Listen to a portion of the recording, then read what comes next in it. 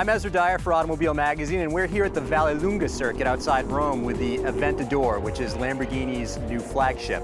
Lamborghini brought a bunch of these cars here to let us try it in the environment where it really should be experienced, which is a track. You fire up the Aventador by flipping up a red lid over the starter button, the sort of setup that looks like it should arm some sort of weaponry. The TFT gauges are dominated by a 9,000 RPM tach. Start the V12 and it immediately races to 3,000 RPM, just in case anyone in the surrounding half mile wasn't paying attention. The Aventador uses a new 7-speed single-clutch sequential manual that can pull off shifts in 50 milliseconds. And maybe even more importantly, can tell the difference between when you're pulling out of a parking space and trying to set the new record 0 to 60 time. Speaking of which, the Aventador is both lighter and more powerful than the Murcielago, which is saying something. It does 0 to 60 in 2.9 seconds and the quarter mile in 10.5. That's what 691 horsepower all-wheel drive and launch control will do for you. On the track, the Aventador isn't the friendly sort of supercar. Lamborghini dictated that we follow a race driver in a Gallardo and leave the stability control activated. As it turned out, those were both wise ideas.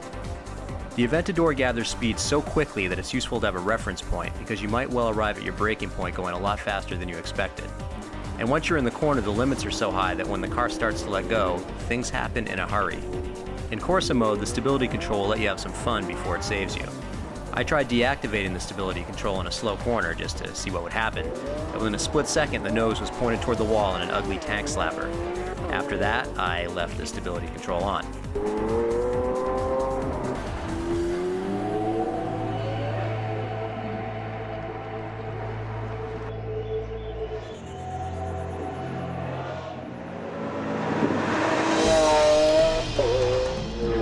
The Aventador picks up where the Murcielago left off. It looks sort of like a Reventone, but under the skin, it's all new. It's still a brutal, challenging car. You'll have your hands full, which is exactly the way it should be. But I predict that a few Aventadors are going to end up wrapped around the lamppost immediately outside the dealership driveway. I recommend a good insurance policy and some driving lessons.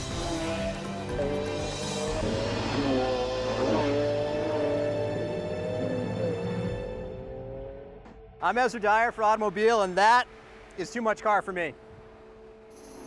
However, even if I can't drive like a Lambo test driver on the track, I can at least back up like one. The Aventador has a rear-view camera, but Italian tradition requires a different approach.